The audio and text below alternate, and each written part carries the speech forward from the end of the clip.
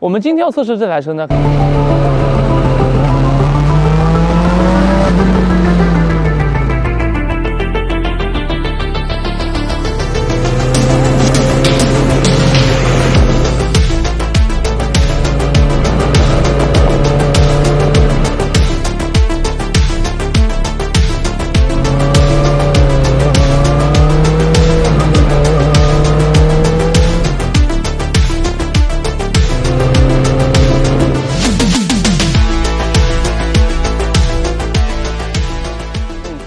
我们先从第一个问题开始啊，它是怎么来的？那么经过我们团队一番哲学讨论之后呢，整理出了一个我们主观认为比较合理的造车逻辑啊。这台车呢，它像是一个无限制迎合当时市场需求的产物，意思就是奔达在设计它的时候呢，不是首先考虑我们奔达这个厂家要做什么车，而是先看大家希望一台车上它有什么东西最好。意思就是大家要攒劲的声浪，好，我们上4缸发动机；大家要重型车的体量感，好，我们上310的大轮胎加长轴距；大家想要金吉拉一样好驾驭，行，做成低坐高，再加上一个全车铝车架的轻量化，要高级配置没问题，冲压进气、QIB 减震、Brembo 刹车、DID 链条全部都给你对上。总之就是一句话，其他车厂不敢满足的要求我来满足，其他车厂不敢造的车我来造，但最终造出什么东西我不负责，能不能造成我也不敢保证。那基于这样的理念所带来的结果，我认为是有好有坏的。那么首先就是在外形上，这样的理念呢，让这台车拥有着一个原创度极高的外观。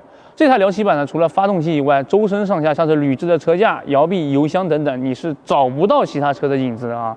这一点呢，想要做出来是相当不容易的，尤其是像这个全铝车架这种东西，你不仅要能画得出来，还得造得出来，要能克服工期、材料强度，还有车身匹配等等落地的问题，搞不好就是一坨废铁啊。因此啊，敢于原创这些东西呢，而且2.7版这个车架实际表现也并不拉胯，在这一点上，无论是奔达还是上一期的高金索尔1000，我在这里都是要给一个大大的赞啊！注意是大大的赞啊！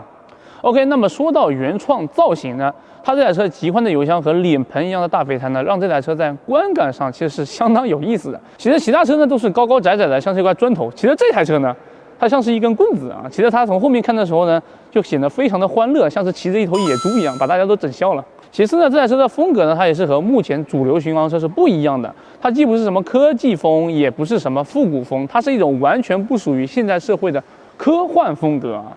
而且它整车这个风格统一性呢，还是做得很不错的啊。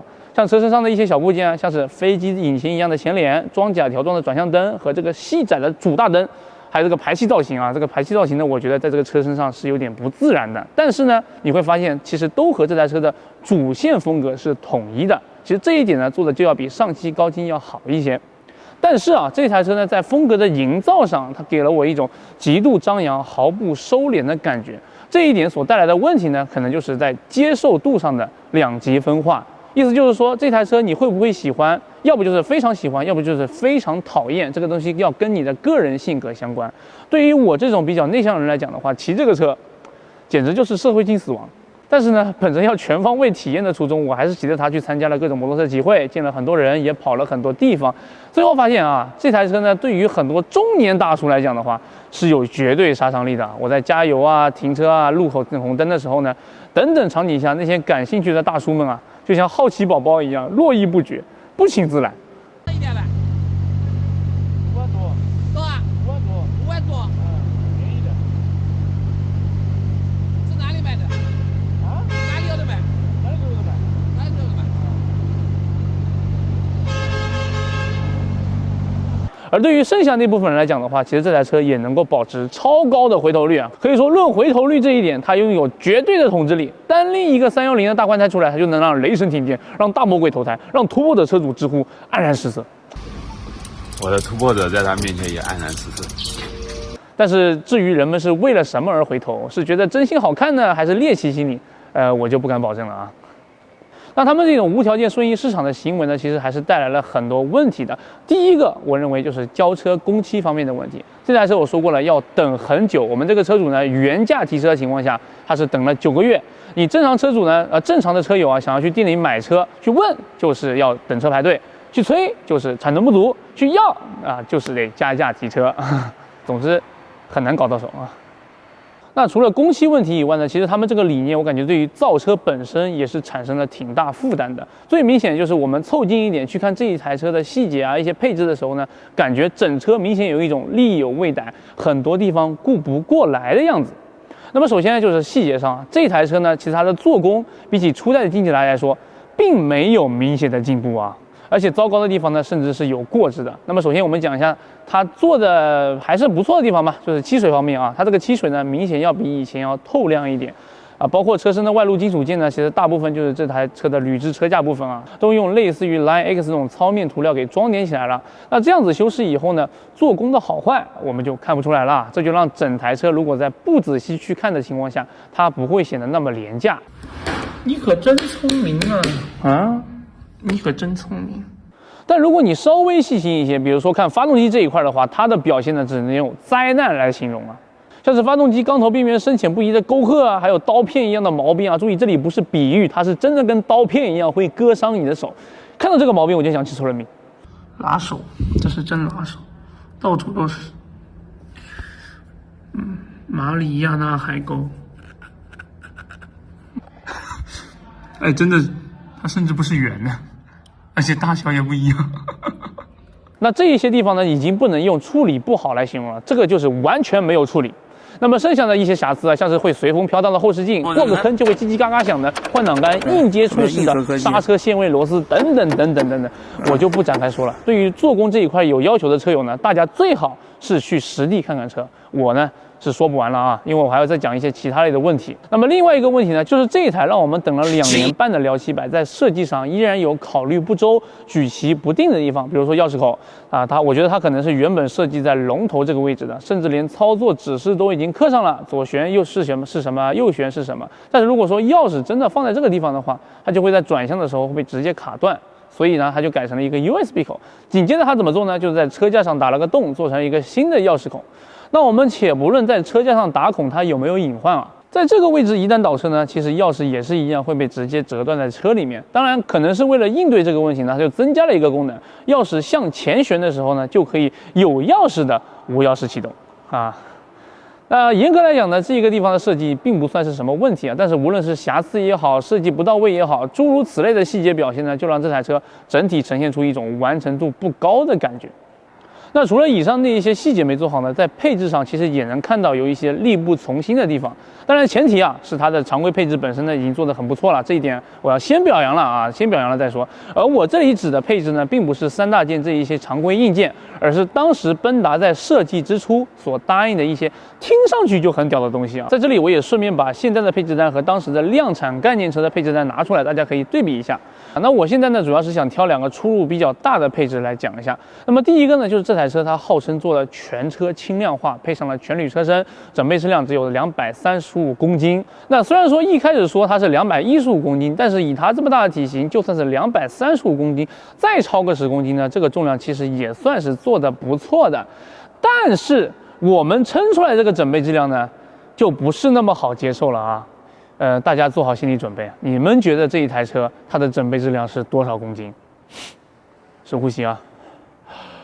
我宣布，这一台奔达辽700，它的满油整备质量为285公斤，比车身标定的整备质量超出了将近100斤。同时，它还以微弱的优势，成功打破了上汽雷神索尔1000所创下的记录，成为我们目前测过的最重的一台摩托车。150。你要问我生气吗？其实有些事情太过于离谱的时候呢，我反倒是显得很平静。我甚至觉得它的这个体型配上这个体重，还挺合理的嘛。那除了这个超级加倍的轻量化呢，这台车还有一个很牛的配置，就叫做冲压进气啊，也是国内首创。当时呢是号称能通过冲压进气，让这台车达到将近100匹的马力啊，是72个千瓦啊。但是我们现在拿到这台量产车呢，它号称也是高功率版本，但是账面动力呢是没有当初那么大的。不过呢，依然声称自己是有冲压进气的啊。那么在讲这个冲压进气好跟坏之前呢，我们先花点篇幅来说一下什么是冲压进气啊。那我们拿川崎的6R 呀、10R 可以来举个例子啊。那像这一类纯粹的跑车呢，一般会在迎风面积最大的地方开一个口，一般都是在车头这个位置。然后呢，这个口呢会连着一个头段管道，这个头段管道呢是一个漏斗状的，前宽后窄，来提升后段气体的流速。那么后面呢会连有一条形状精心设计过的鱼肠管通向车辆的集气箱。这样一来呢，车辆在高速行驶的时候，注意这里的高速行驶指的是100大几或者是200以上的时速啊。此时呢，空气会通过撞风大量且更高速的进入气道，再被管道聚拢到一起，进一步增加它们的空气流速，这样呢就可以有效的增加空气进压，提升进气效率了。但是这样的做法呢，其实更多是为了弥补性能取向的发动机在高转速时集气箱掉压力的问题。这个提升的大气压呢，也最多也就从1个大气压提升到1.0几个。而且更关键的是，这一整条冲压进气的链路里面是要保持畅通的，不能有任何东西挡着。最终在温度、湿度等条件都理想的状态下，它可以为这台车提升个4%到5%左右的高速马力。那么以上呢，大概就是冲压进气的整个原理跟链路了。而这一台车呢，仔细看确实有那么回事儿，它把车灯替换角放在了一个菊花一样的东西，让空气能够从这个口进去。而且在3星中央那个位置呢，也确实设计了一个进气口。如果说后方确实有设计类似的管道，直接连着发动机的集气箱的这样的结构呢，理论上是可以达到冲压的效果，但最终提升有多少，我没法保证。对于一台巡航车，这样的配置有什么意义？我也不知道，但是无论如何啊，敢说又敢做呢，这一点我觉得还是很值得肯定的。而且这个配置实际的作用，你也不能说它没有，它可以给喇叭散热。那除了那些不知道有没有完成的配置以外呢，这台车剩下的东西我也就不细说了，像是 Brembo 的刹车、KYB 减震、前后扇池的轮胎，还有 DID 链条。以它这个价格来讲呢，这些东西在现在这个时代依然算是高规格的，但是和目前市场的需求比起来呢，它就显得有些过时了。因为现在比拼的重点呢，感觉已经从硬件向电控转移了，像是 TCS 啊、电子油门啊、双向快板等等电控，这台车呢是一个都没有啊。而且这个仪表呢里面有个细节，就是它的油表显示啊，虽然是百分比，但是其实是做不到1%的精确的。它其实相当于我们正常油箱的6格显示啊，因为它的显示只有6种：16%、33%、50%、67%、82%、100%，而且它还不准。这也就让整台车的科技感呢，其实就停留在外观表层这个地方了，在配置上是完全没有体现的。但是呢，除了这些东西以外，整车身上还是有一些吸引人的东西的，像是这个310的宽胎和它这个4缸发动机。那它们这2个配置放在这台车上会带来什么样子的体验呢？我们就放在细心环节，一条一条的给大家理。